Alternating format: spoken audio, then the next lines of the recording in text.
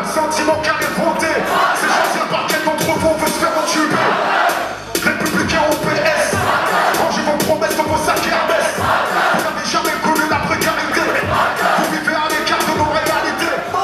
Les mêmes menteurs, trafic, les mêmes coques, les mêmes commis au service des mêmes putes. Les mêmes fils de pauvres sont incarcérés. Les mêmes fils de riches sont formés pour régner. En attendant que l'homme du peuple émerge, c'est là de trouver un élu avec un casier clair.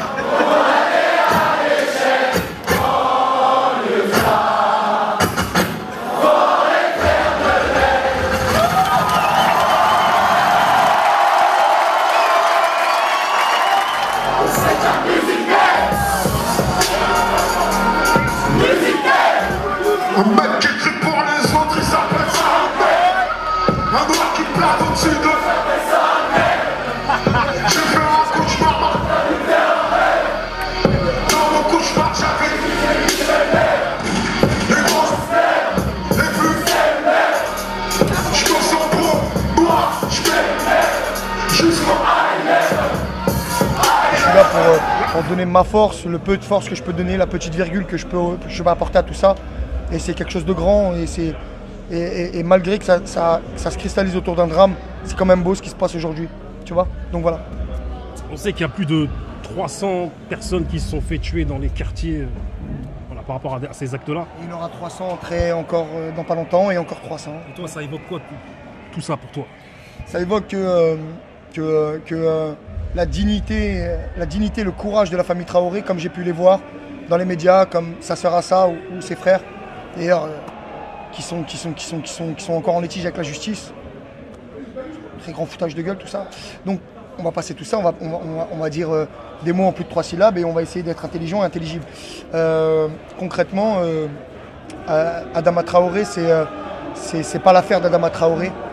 Malgré lui, c'est un symbole qui représente toutes les abominations et les injustices qu'on peut vivre nous. Alors la victimisation, on n'aime pas beaucoup ça, je pense que Medine est comme moi. On a des cerveaux, on est capable de s'organiser, on est capable de monter des concerts en plein Paris, on est capable de faire des marches, on est capable d'avoir des avocats qui nous ressemblent, des entrepreneurs qui nous ressemblent, des lobbyistes qui nous ressemblent. On est capable d'avoir tout ça. L'époque où on se faisait discret, la première vague d'immigration, on se faisait très discret, où on parlait très, très doucement et où il fallait qu'on s'intègre. Il paraît qu'il fallait qu'on s'intègre en fait. Tout ça c'est terminé. Pour moi on n'a plus à se cacher. On a à être comme on est. On a à penser comme on pense et on a à dire comme on dit. Voilà. Donc on est des grandes gueules, il est temps de s'en servir et dans le bon sens. Voilà. Je vais te poser la même question que j'ai posée à Medine tout à l'heure. Est-ce que tu penses que est-ce que tu trouves que les rappeurs s'engagent assez aujourd'hui quand on sait que le climat social il est encore plus tendu qu'il y a 20 ans Moi je pense que ça sera jamais assez. Même si aujourd'hui il y a du monde. Il y a des grands noms de la musique comme Medine ou Kerry James ou Youssoupha, tu vois.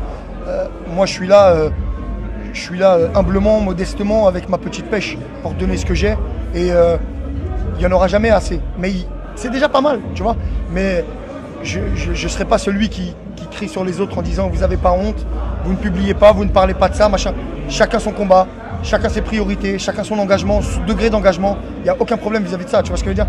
Mais que ça s'étende peut-être aux athlètes, que ça s'étende aux élus, parce qu'on a des listes citoyennes qui font du beau boulot aujourd'hui.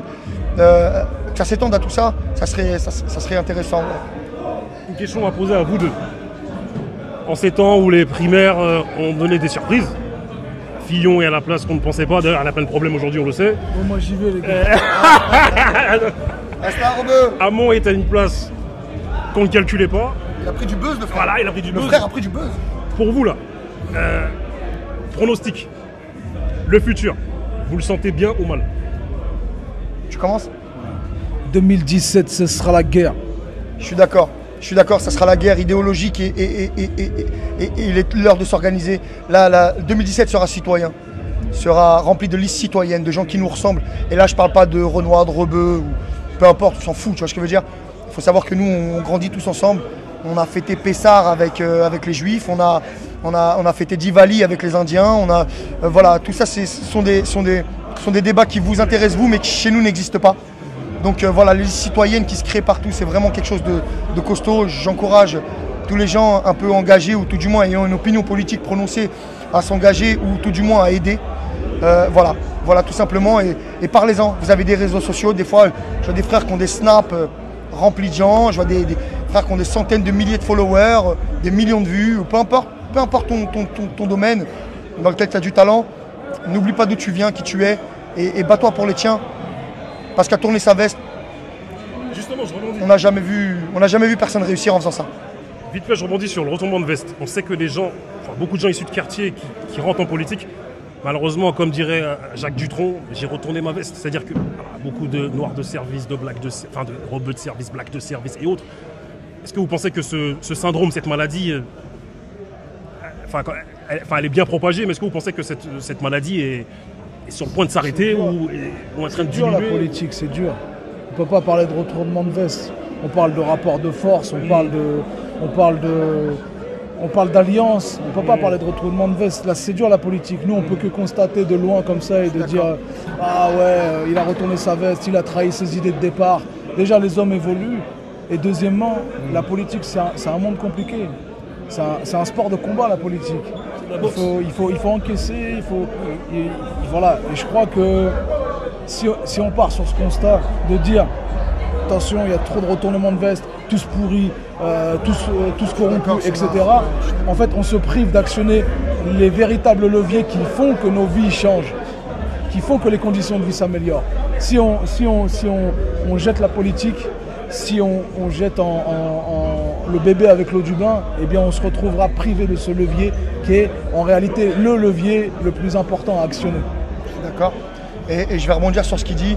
Quand il dit c'est un combat, c'est un sport de contact, pour moi aussi, je suis d'accord. Et je dis des choses qui n'engagent que moi et je suis complètement apolitique parce que je fais de la musique et ce n'est pas mon métier. D'accord. Donc j'ai mes opinions, mais c'est pas devant une caméra ou devant un micro que je vais les dire. On verra. Mais en tout cas, dans ce sport de combat, vous avez des gants, les mecs. Vous avez des gants, je le dis face caméra. Vous avez des gants, vous avez des cartes électorales. Allez faire ce qu'il y a à faire. Et comprenez que notre génération doit changer tout ça. Donc si vous avez des choses à dire, faites en sorte que ça bouge, mon frère. Allez voter, faites ce que vous avez à faire. Huch.